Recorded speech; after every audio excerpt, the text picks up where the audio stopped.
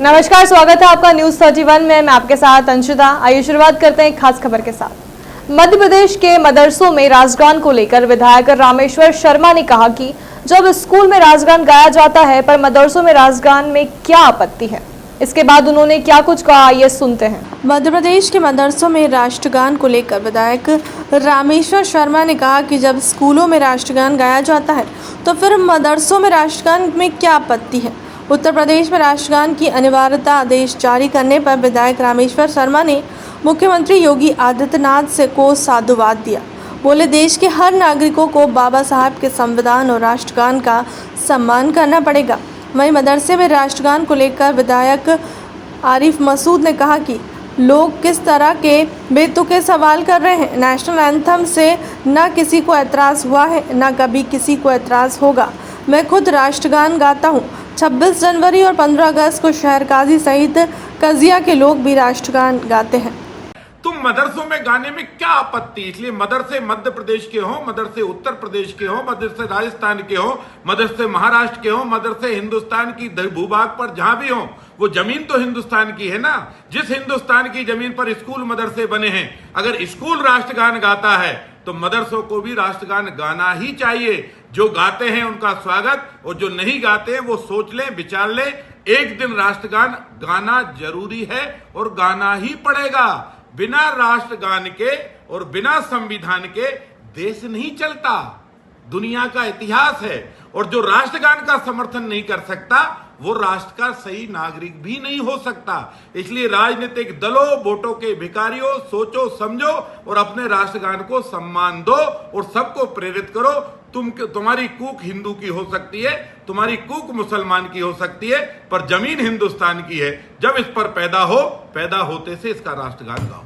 अफसोसनाक बात है कि ऐसा बेतुका सवाल इसे लोग कर रहे हैं, इनको समझना चाहिए। ये एक बहुत बेतुका सवाल है। नेशनल एंथम कौन नहीं गाएगा? मैं खुद गाता हूँ। जनगणमन अधिनायक कौन नहीं गाता?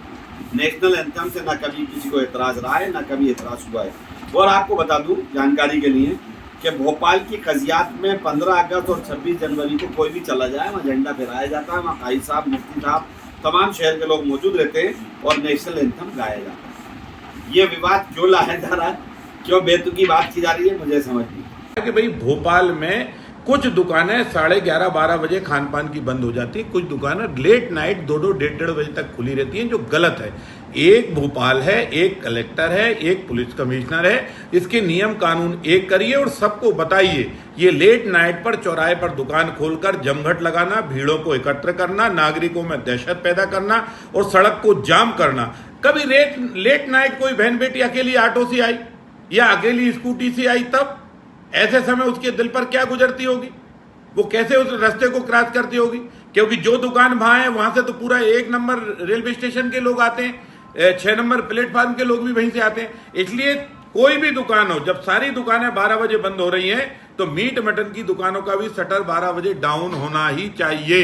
ये प्रशासन सुनिश्चित करे कि कार्रवाई कब और कैसे करेगी, लेकिन निकट भविष्य में जल्दी इस पर कार्रवाई करे, ऐसी हम आशा और विश्वास व्यक्त करते हैं। कल उन्होंने जिला सरकार की बैठक में कहा था ये बात, तो मैंने उनसे एतराज जताया था। मैंने कहा, माननीय, आपको चिकन की दुकान 1:30 बजे रात तक खुली दिख रही है और आपको कलारी नहीं दिख रही। कलारी रात के 2-2, 3-3 बजे तक दारू बिक रही है और अब तो देसी में विदेशी भी बेचना शुरू कर दी। ये उचित नहीं है। मापदंड सबके लिए बराबर होते हैं। अगर चिकन बंद कराना है तो दारू की दुकान भी बंद कराना पड़ेगी। क्या आप मांग ये भी करते हैं कि 12 बजे के बाद नहीं खुलना चाहिए? अगर नहीं खुलेगा तो ऐसा थोड़ी ना होगा कि 2 रुपये क्या चलेगा। आप दुकानदार को कहते हो बंद करो और दारू वाले कहते हो कि 24 घंटे चलाओ। ऐसा नहीं होगा। नियम सबके लिए, संविधान सबके लिए, कानून सबके लिए और सबको उसका पालन करना चाहिए। अगर एक तरफ बंद कराने की बात होगी तो उसको भी बंद। सर, एक चीज़ और आ रही है सामने कि रामेश्वर शर्मा ये भी कह रहे हैं कि छेड़खानी बढ़ती है चिकन मटन की दुकान से। दारू की दुकान से क्या होता है? दारू की दुकान से संयमित रहता है आदमी। रामेश्वर शर्मा जी ने उसका प्रयोग करा होगा तो उनको एहसास होगा। तो अगर उन्होंने दारू का प्रयोग करा है तो वो जाने, मैं तो नहीं बता सकता। लेकिन मेरे हिसाब से तो दारू पीकर लोगों को मैंने बहकते हुए देखा है। आज तक चिकन और मटन खाकर तो किसी को बहकते हुए नहीं देखा। फिलहाल आज की खबर में इतना ही। देश दुनिया की तमाम खबरों के लिए बने रहे हमारे चैनल के साथ। नमस्कार।